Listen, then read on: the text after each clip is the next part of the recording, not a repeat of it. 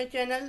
Supreme court ने एक बहुत ही महत्वपूर्ण फैसला सुनाया है जो कि बहुत इम्पोर्टेंट है। इस बड़े फैसले में सुप्रीम कोर्ट ने कहा है कि दूसरे राज्य में एफआईआर पर भी हाई कोर्ट दे सकता है अग्रिम जमानत।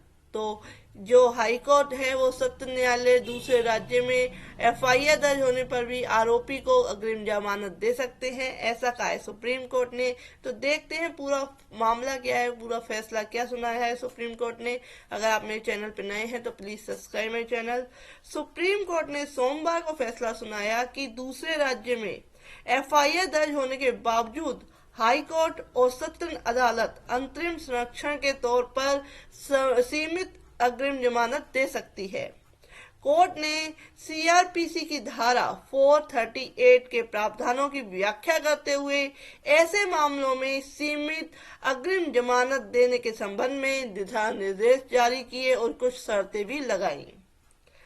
तो सुप्रीम कोर्ट ने सोमवार को अग्रिम जमानत के संबंध में अहम फैसला सुनाया।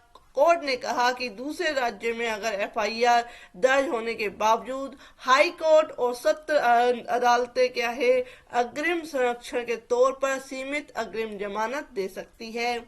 कोर्ट ने सीआरपीसी की धारा 438 के प्रावधानों की व्याख्या की और ऐसे मामलों में सीमित अग्रिम जमानत देने के संबंध में दिशा निर्देश जारी किए और कुछ शर्तें भी लगाई। यह महत्वपूर्ण फैसला जस्टिस बीवी नागरत्ना और जस्टिस उज्ज्वल बुआई के पीठ ने सुनाया। सुप्रीम कोर्ट के इस फैसले के व्यापक मायने हैं।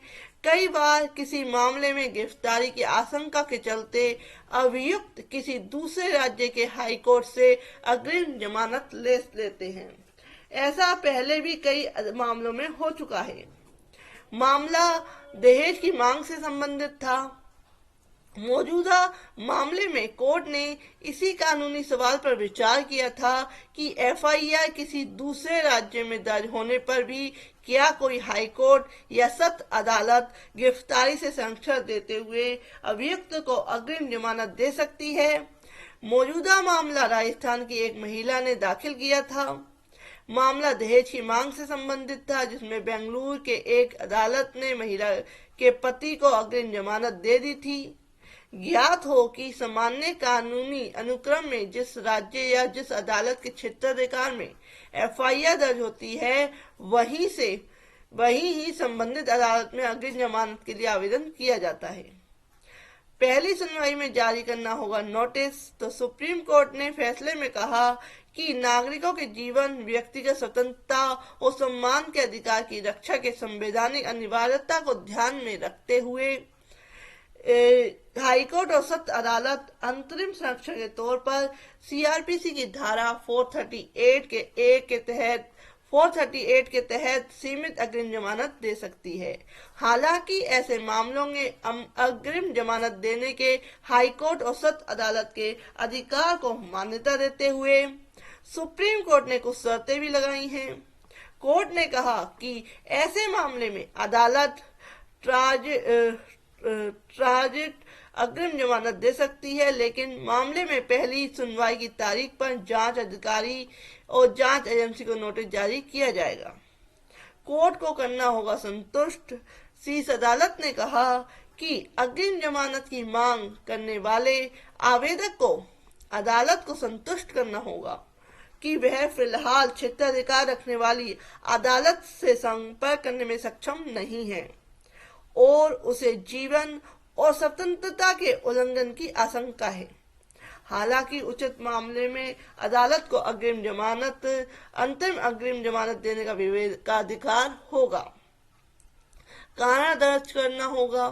सुप्रीम कोर्ट ने अपने फैसले में कहा कि अंतरिम अग्रिम जमानत देने के आदेश के कारणों को दर्ज किया जाना चाहिए और इसके साथ ही साथ क्या है जो अग्रिम जमानत देने के आदेश के कारणों को दर्ज करने के साथ साथ सुप्रीम कोर्ट ने कहा कि ऐसी सभी अत्यावश्यक परिस्थितियों को बताना असंभव होगा, लेकिन ऐसी शक्ति का इस्तेमाल केवल असाधारण और बाध्यकारी परिस्थितियों में ही किया जाना चाहिए।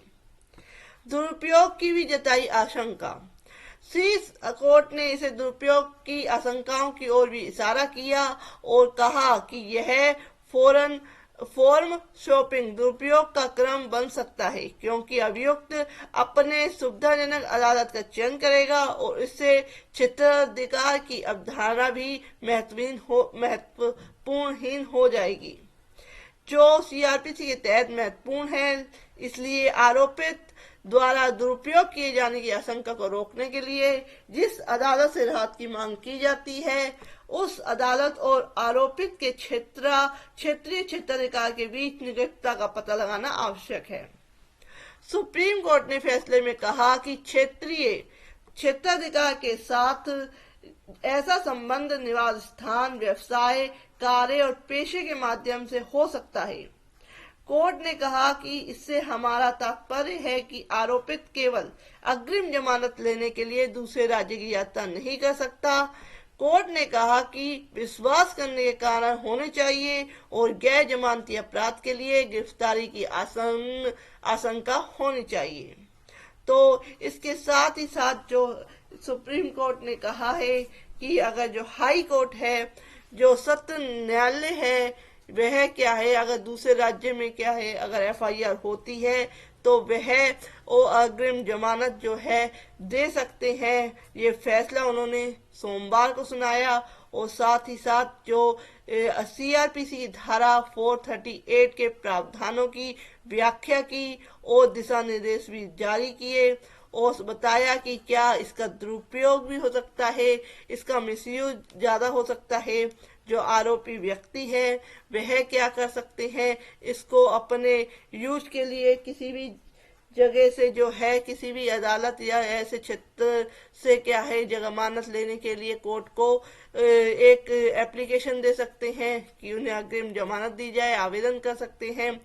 लेकिन इसके मिसयूज से बचना होगा और अगर यह भी देखना होगा कि जो आरोपी है वह आरोपी और उस अदालत जहां से जिस अदालत में उसका जो है एफआईआर हुई है, जहां से जमानत लेने का उसका अधिकार है, उस अधिकार का जो स्पेस है वो कितनी है, उसका टाइम पीरियड कितना है, क्या वह वाकई उस जगह से दूसरी जगह जाने में असमर्थ है या वह अग्रिम जमानत नहीं ले सकता वहां से।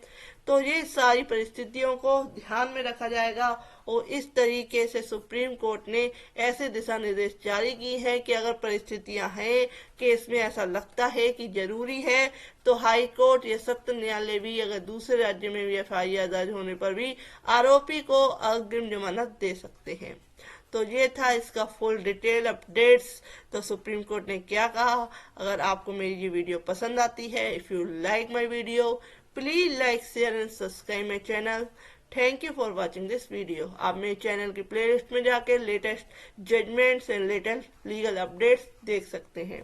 तो friends, if you like my video, thank you for watching this video.